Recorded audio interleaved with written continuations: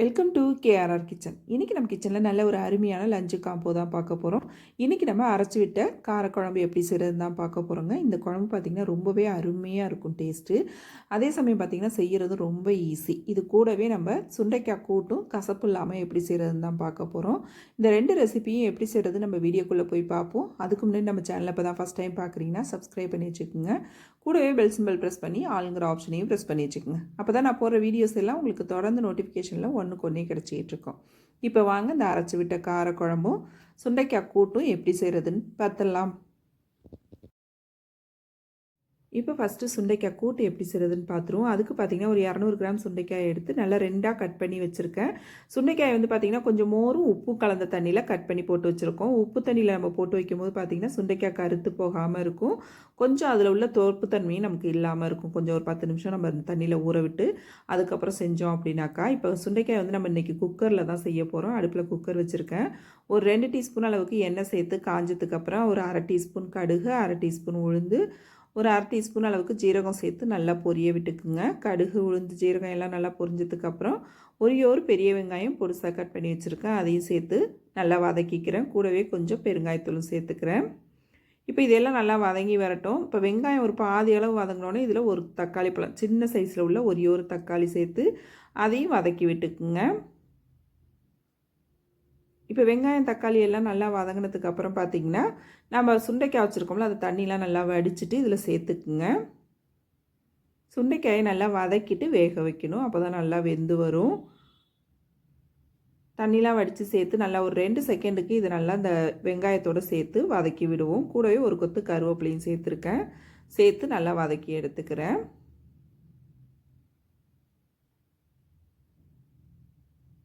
இப்போ பாருங்கள் சுண்டைக்காய் நல்லா வதங்கி வந்திருக்கு. இப்போ வந்து இதில் வந்து குழம்பு மிளகாத்தூள் ஒரு 1/2 டீஸ்பூன் அளவுக்கு சேர்த்துக்கிறேன். நீங்கள் உங்கள் காரத்துக்கு தகுந்த அளவு சேர்த்துக்குங்க. கூட்டை பொறுத்த வரைக்கும் பார்த்தீங்கன்னா மிளகாத்தூள் கம்மியாக தான் சேர்க்கணும். ரொம்ப அதிகமாக சேர்க்கக்கூடாது. காரம் கம்மியாக இருந்தால் தான் நல்லாயிருக்கும்.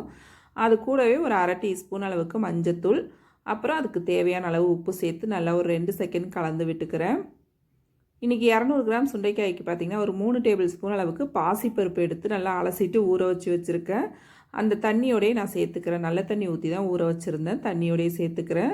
இது கூடவே இன்னும் கொஞ்சம் தண்ணி சேர்த்துக்கவும். சேர்த்து நல்லா கலந்து விட்டுருங்க.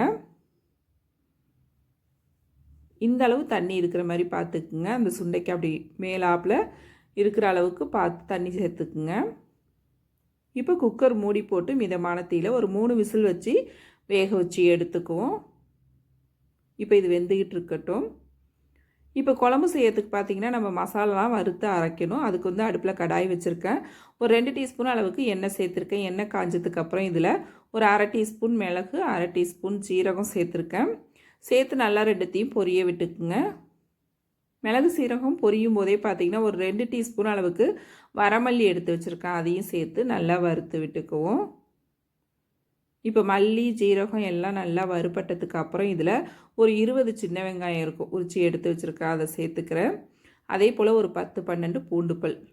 இப்போ வெங்காயம், பூண்டு ரெண்டுத்தையும் சேர்த்து நல்லா வதக்கி விட்டுக்குவோம்.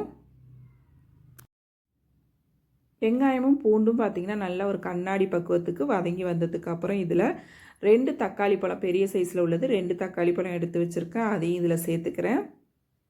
இப்போ தக்காளி சேர்த்து நல்லா குழைய வதக்கி எடுத்துக்கணும். அடுப்பை மிதமான தீயில் வச்சு நல்லா வதக்கி எடுத்துக்குங்க. தக்காளி, வெங்காயம் எல்லாம் நல்லா வதக்கிட்டு அரைக்கும் போது மசாலா டேஸ்ட்டாக இருக்கும். இப்போ நல்லா இது வதங்கிட்டு இருக்கட்டும். நல்லா இந்த அளவு வதங்கினதுக்கு அப்புறம் பார்த்திங்கன்னா இதில் நான் ஒரு 3 டீஸ்பூன் அளவுக்கு குழம்பு மிளகாத்தூள் சேர்த்துக்கிறேன். குழம்பு மிளகாத்தூள் இல்லைன்னா நீங்கள் மல்லித்தூள், தனி மிளகாத்தூள் குழம்புக்கு எப்போதும் எவ்வளோ சேர்ப்பீங்களோ அந்த அளவு சேர்த்துக்குங்க. கரெக்டாக இருக்கும். நான் இன்றைக்கி செய்கிற அளவு பார்த்திங்கன்னா 4 பேருக்கான அளவு செஞ்சுக்கிட்டு இருக்கேன். இதிலே ஒரு 1/2 டீஸ்பூன் அளவுக்கு தனி மிளகாத்தூள் சேர்த்துக்கிறேன். ஒரு 1/2 டீஸ்பூன் அளவுக்கு மஞ்சத்தூள் சேர்த்து நல்லா ஒரு 2 செகண்டுக்கு வதக்கி விட்டுக்குவோம். இப்போ மசாலா நல்லா வதங்கினதுக்கு அப்புறம் பார்த்திங்கன்னா இதில் ஒரு 3 டேபிள் ஸ்பூன் அளவுக்கு தேங்காய் துருவல் எடுத்து வச்சுருக்கேன். அதையும் சேர்த்து இன்னொரு 2 செகண்டுக்கு வதக்கி விட்டுக்குங்க. எல்லா பொருளும் ஒன்று ஒன்றா சேர்த்து இது போல் டைம் கொடுத்து வதக்கி எடுத்துக்கங்க. குழம்பு நல்லா டேஸ்ட்டு கொடுக்கும். இப்போ பார்த்திங்கன்னா எல்லா பொருளும் நல்லா வதக்கிட்டு இது நல்லா ஆற வச்சுட்டு அரைச்சி எடுத்துக்குவோம். ஆறுனதுக்கப்புறம் மிக்ஸி ஜாருக்கு மாற்றிருக்கேன். கொஞ்சமாக தண்ணி விட்டு நல்ல நைஸான பேஸ்ட்டாக அரைச்சி எடுத்துக்கணும். இப்போ அரைச்சிட்டு வந்துடுறேன். இப்போ பாருங்கள், அரைச்சி எடுத்துகிட்டு வந்துட்டேன். எந்த அளவுக்கு நல்லா நைஸாக இருக்குது பாருங்கள். அப்புறம் இந்த குழம்புக்கு தேவையான அளவு புளி ஊற வச்சுருக்கேன். ஒரு பெரிய நெல்லிக்காய் சைஸ் புளியை எடுத்து ஊற வச்சு வச்சுருக்கேங்க. இப்போ இது நல்லா கரைச்சி எடுத்துக்குவோம். இந்த அளவு புளி எடுத்து ஊற வச்சுருந்தேன். இப்போ குழம்பு தாளிக்கிறதுக்கு அடுப்பில் கடாய் வச்சுருக்கேன். ஒரு 3 டேபிள் ஸ்பூன் அளவுக்கு நல்லெண்ணெய் சேர்த்துக்குங்க. இந்த குழம்புக்கு நல்லெண்ணெய் சேர்த்து தாளிப்பு கொடுக்கும்போது டேஸ்ட்டு நல்லாயிருக்கும். அதே போல் நல்லெண்ணெய் கொஞ்சம் கூடவே சேர்த்துக்குங்க. அப்போ தான் குழம்பு நல்லாயிருக்கும் நமக்கு வச்சுருந்து சாப்பிட்றதுக்கு. எண்ணெய் காஞ்சோன்னா 1/2 டீஸ்பூன் அளவுக்கு கடுகு, 1/2 டீஸ்பூன் ஜீரகம், ஒரு 1/4 டீஸ்பூன் அளவுக்கு வெந்தயம் சேர்த்து நல்லா பொரிய விட்டுக்குங்க. கடுகு வெந்தயம் நல்லா பொரிஞ்சு வரட்டும். பொரிஞ்சு வந்ததுக்கப்புறம் இதில் ஒரு கொத்த அளவுக்கு கருவேப்பிலை சேர்த்துக்கிறேன். கொஞ்சமாக பெருங்காயத்தூள் சேர்த்துக்கிறேன். இதில் வந்து பார்த்திங்கன்னா ஒரே ஒரு பெரிய வெங்காயம் கட் பண்ணி வச்சுருக்கேன். அதையும் இதில் சேர்த்து நல்லா வதக்கி விட்டுக்குவோம். மசாலா அரைச்சிட்டோம் அப்படின்னாக்கா இந்த குழம்பு வைக்கிறது ரொம்ப ஈஸிங்க. டேஸ்ட்டும் ரொம்ப அருமையாக இருக்கும் இது போல் செய்யும் போது காரக்குழம்பு. இப்போ வெங்காயம் பாருங்கள் நல்லா வதங்கி வந்துருச்சு. நான் இன்றைக்கி வந்து இந்த காரக்குழம்பு கத்திரிக்காய் சேர்த்து செய்ய போகிறேன். நீங்கள் வந்து இதுக்கு பதிலாக வந்து உருளைக்கிழங்கு, முருங்கைக்காய் உங்களுக்கு என்ன காய் விருப்பமோ அது எல்லாமே சேர்த்து செஞ்சுக்கலாம். கத்திரிக்காய்ங்கிறதுனால கொஞ்சம் நல்லா வதக்கி விட்டுக்கிறேன். ஒரு 2 நிமிஷத்துக்கு நல்லா வதக்கி விட்டுக்கிறேன். இப்போ நல்லா இது வதங்கினதுக்கு அப்புறம் பார்த்திங்கன்னா நம்ம அரைச்சி வச்சுருக்க அந்த மசாலாவை இதில் சேர்த்துக்குவோம்.